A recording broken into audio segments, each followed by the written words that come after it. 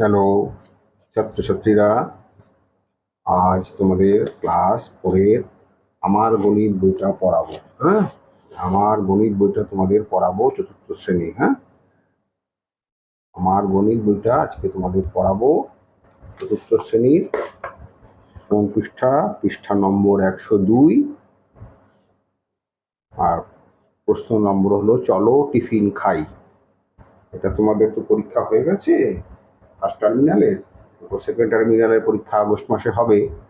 এই সময় থেকে এখন যাতে ঠিকঠাক তোমরা পড়তে পারো, সেই জন্য আমি তোমাদের এই সেকেন্ড টার্মিনালের পড়াটাকে পড়িয়ে দিচ্ছি। হ্যাঁ, আচ্ছা শুরু করি। হ্যাঁ, বরুণ ও মালা বাঁকুড়া জেলার রবীন্দ্রভবন প্রাথমিক বিদ্যালয়ে পড়ে। ওরা দুজনে চতুর্থ শ্রেণীর একই বিভাগে পড়ে। প্রতিদিন বরুণ ও মালা একসঙ্গে টিফিনে মিড ডে মিল খায়। আজ মালা একটা পাউরুটি আর একটা আপেল এনেছে। একটি পাউরুটি আর একটা আপেল এনেছে। স্কুল ছুটির পর ওরা দুজনে প্রত্যেকে অর্ধেক করে পাউরুটি ও আপেল খাবে। ওরা গোটা জিনিসটাকে সমান দুভাগে ভাগ করে খাবে, তাই তো? জিনিসটাকে দুভাগে ভাগ করে খাবে। ওরা প্রত্যেকে অর্ধেক রুটি ও অর্ধেক আপেল খেলো। এবার বুঝলাম অর্ধেক নেওয়া মানে গোটা জিনিসের সমান দুভাগ করে তার এক ভাগ নেওয়া। আমার কাছে দুটি লজেন্স আছে, সমান দুভাগে একটি এক ভাগ হবে। সমান দুভাগের এক ভাগ হবে একটি লজেন্স। আমরা প্রত্যেককে একটি করে লজেন্স খাবো, কিন্তু অর্ধেক হলো দুভাগের সমান দুভাগের এক ভাগ। ছোট করে কিভাবে লিখবে? তাই অর্ধেক সমান সমান দুভাগের এক ভাগ, দুভাগ এক ভাগ, দুভাগের এক ভাগ। হ্যাঁ, এটা ভালো করে বোঝো। অর্ধেকের সমান সমান কিভাবে লিখবে? দুভাগের এক ভাগ। হ্যাঁ, তাহলে তোমাদের বুঝতে সুবিধা হবে। অর্ধেকের সমান সমান তোমরা কিভাবে লিখবে?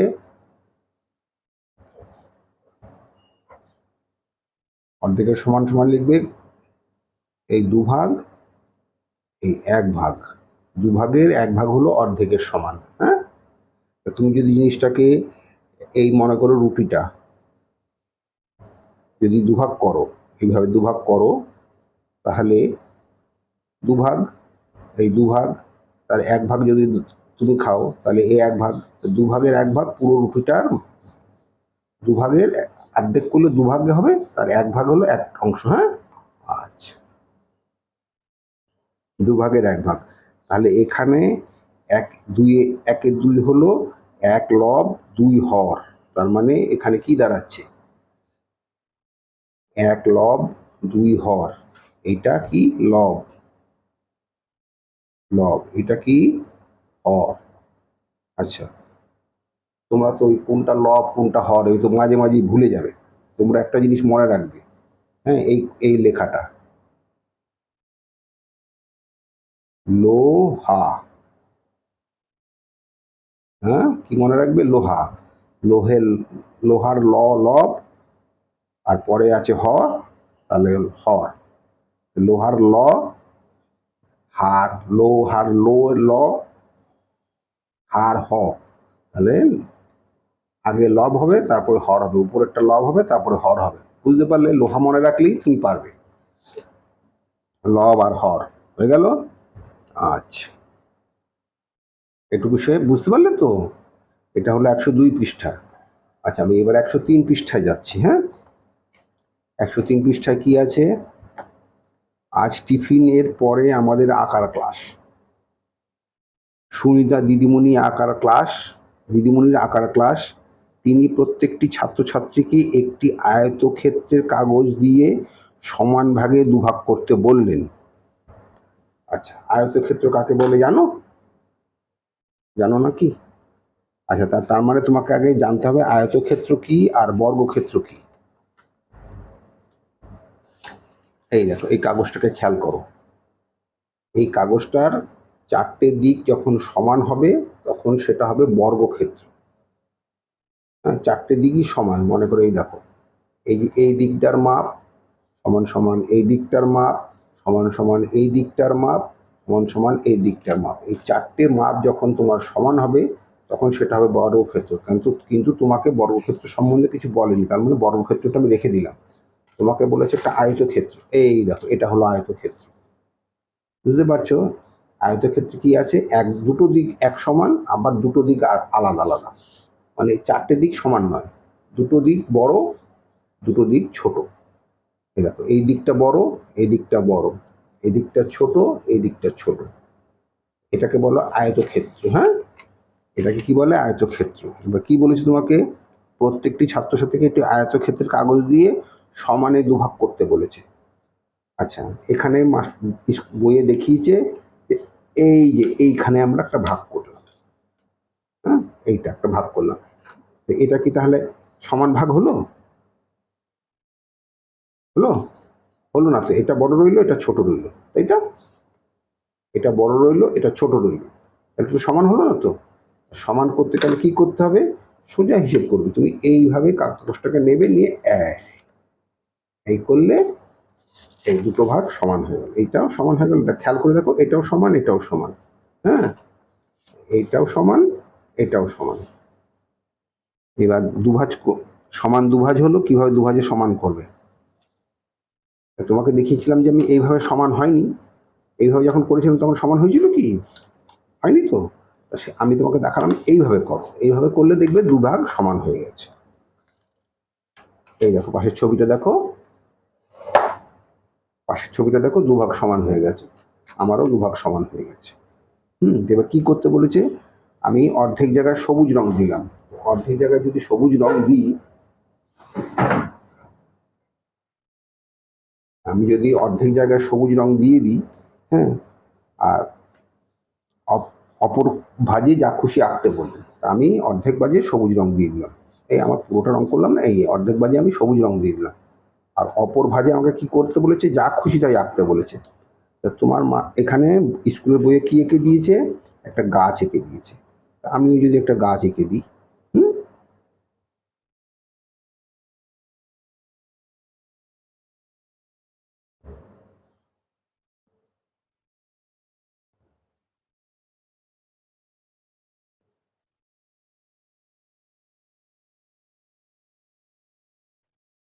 ওরা গাছ আঁকতে পারলো, আমি একটা গাছ এঁকে দিলাম। কারণ অর্ধেক ক্ষেত্রে সবুজ রং দিলাম, অর্ধেক ক্ষেত্রে গাছ আঁকলাম। তাহলে মাস্টারমশাই কি বলেছে, অর্ধেক ক্ষেত্রে সবুজ রং দিতে বলেছে, অর্ধেক ক্ষেত্রে গাছ আঁকতে বলেছে। হ্যাঁ, তাই তো? আমি অর্ধেক সবুজ দিয়েছি, অর্ধেক গাছ এঁকেছি। তার মানে এই সমান দুভাগ হয়েছে। এক ভাগে আমি গাছ এঁকেছি, এক ভাগে আমি সবুজ রং দিয়েছি। ঠিক আছে?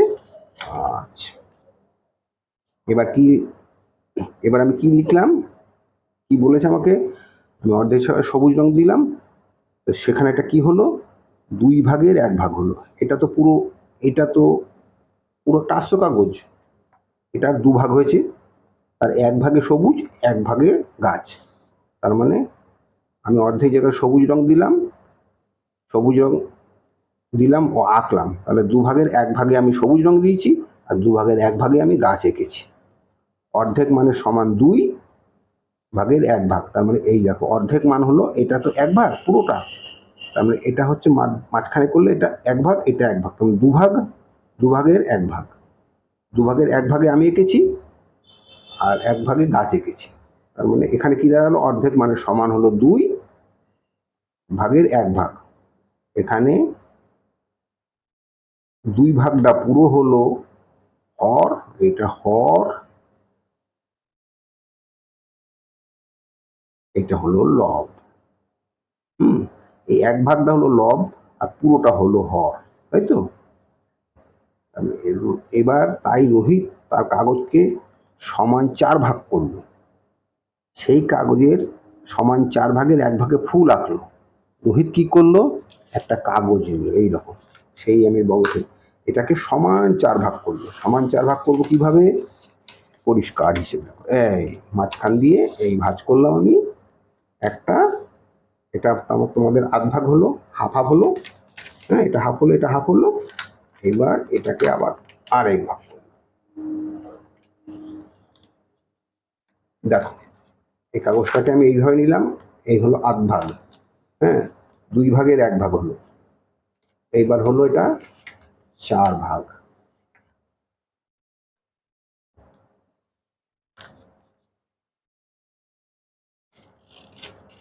আর এটা কি হলো, হয়েছে তো 4টে, 1 2 3 4টে, 4 ভাগ হলো তো।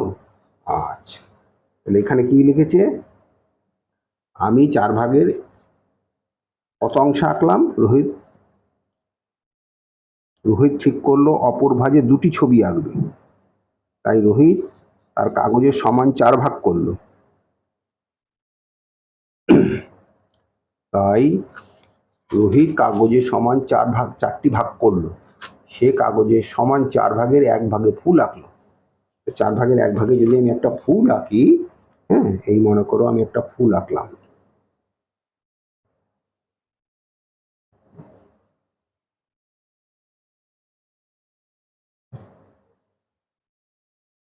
চার ভাগের 1 ভাগে ফুল আঁকলাম। আর কি লিখেছে, এই দেখো এখানেও মাস্টারমশাই একটা ফুল এঁকে দিয়েছে। 4 ভাগের 1 ভাগে যদি ফুল আঁকলাম, রোহিত তার কাগজে 4 ভাগের 1 ভাগ, এটা ক ভাগ আছে, 4 ভাগ। 1 2, এই দেখো 1 ভাগ, 2 ভাগ, 3 ভাগ, 4 ভাগ, তাই তো, 4 ভাগ তো। 4 ভাগের ক ভাগে ফুল এঁকেছে, 1 ভাগে ফুল এঁকেছে। তার মানে এই 4 ভাগের 1 ভাগে ফুল এঁকেছে, তাই তো। এটা হর, এটা লব, হ্যাঁ, 4 ভাগের 1 ভাগে ফুল এঁকেছে, একটা হর, এটা লব, ঠিক আছে।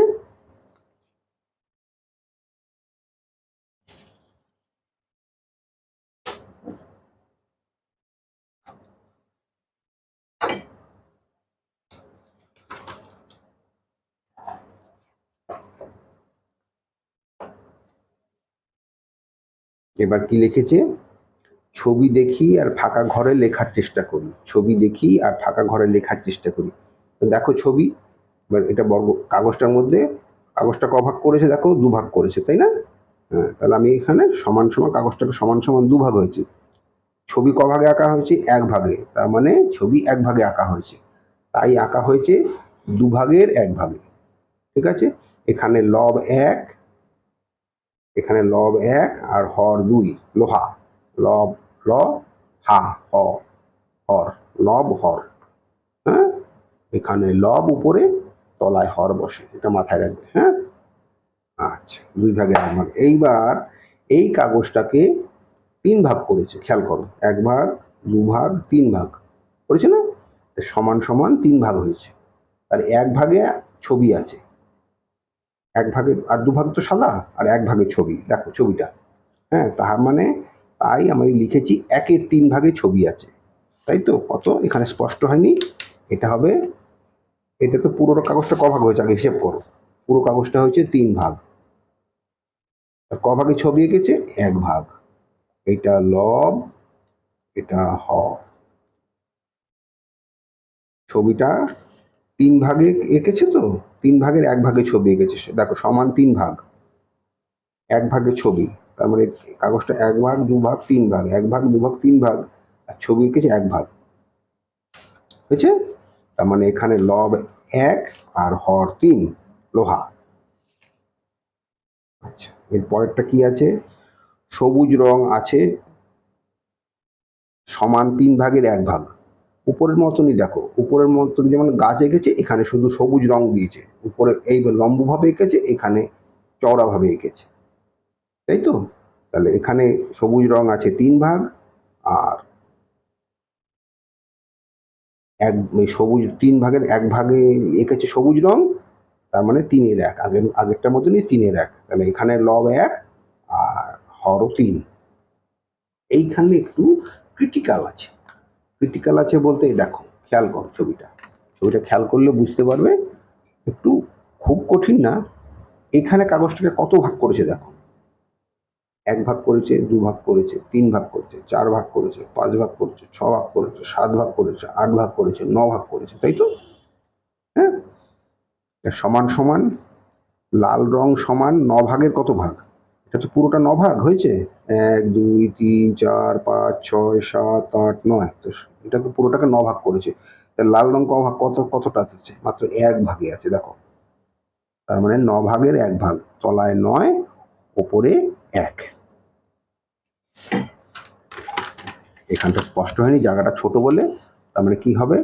তলায় হবে 9, তলায় হবে 9, উপরে হবে 1। এটা লব, এটা হর। এখানে দেখো এখানে 1 ভাগ আছে তো রং, মানে 1 ভাগ লাল, আর 9 ভাগের মধ্যে 1 ভাগ। ঠিক আছে? আচ্ছা, পরে আছে হলুদ রং 9 ভাগের 5 ভাগ। এই দেখো হলুদ রং কটা আছে? 1 ঘর, 2 ঘর, 3 ঘর, 4 ঘর, 5 ঘর। ঠিক আছে? তার মানে ভাগের মধ্যে? পুরোটা 9 ভাগ আছে, পুরোটা 9 ভাগ আছে, তাই তো? তাহলে ঘরে আছে? 1 ঘর, 2 ঘর, 3 ঘর, 4 ঘর, 5 ঘর। তার মানে 5 ঘরে তুমি হলুদ রং দিয়েছ। এটা লব, এটা হর। তার মানে 9 ভাগের 5 ভাগ আছে। হলুদ রং আছে ঘর? 1 ঘর, 2 ঘর, 3 ঘর, 4 ঘর, 5 ঘর। মোট 9 ঘরের 5 ঘরে আছে হলুদ রং। হ্যাঁ, তাই তো? তাহলে হলুদ রং যদি 9 ঘরের 5 ঘরে থাকে, তাহলে 9 এর 5, 9 এর 5। আর নীল রং কত আছে? 9 ঘরের 1 ঘর। ঠিক লালের মতন দেখো, 9 ঘরের 1 ভাগ। তাহলে এটাও সেই 1 এর 9ই হবে। হ্যাঁ, 9 ঘরের 1 ঘর নীল রংটা। তাহলে আজকে এই পর্যন্তই থাক, 104 পৃষ্ঠা পর্যন্ত। আবার পরের দিন বাকিটা পড়াবো। পরের দিন এই অংশটা পড়িয়ে দেবো। হ্যাঁ, খেয়াল করে দেখো, এটা পড়িয়ে দেবো। আচ্ছা, তোমরা এই চ্যানেলটা দেখবে, পারলে একটু কষ্ট করে সাবস্ক্রাইবটা বটনটা একটু আঙুলটা ছুঁয়ে দেবে, আর বেলটা টিপে দেবে, আর ভালো লাগলে লাইক করবে। আমি তোমাদের বাকি অংশ বইটা পুরোটা পরীক্ষার আগে পড়িয়ে দেবো। গরমকাল পড়েছে, ছুটি পড়ে গেছে, বেশি দুষ্টুমি করবে না, মা বাবার কথা শুনে চলবে। বেশি রোদে ঘুরলে কিন্তু শরীর খারাপ হবে, তখন কষ্ট পাবে। ভালো থেকো।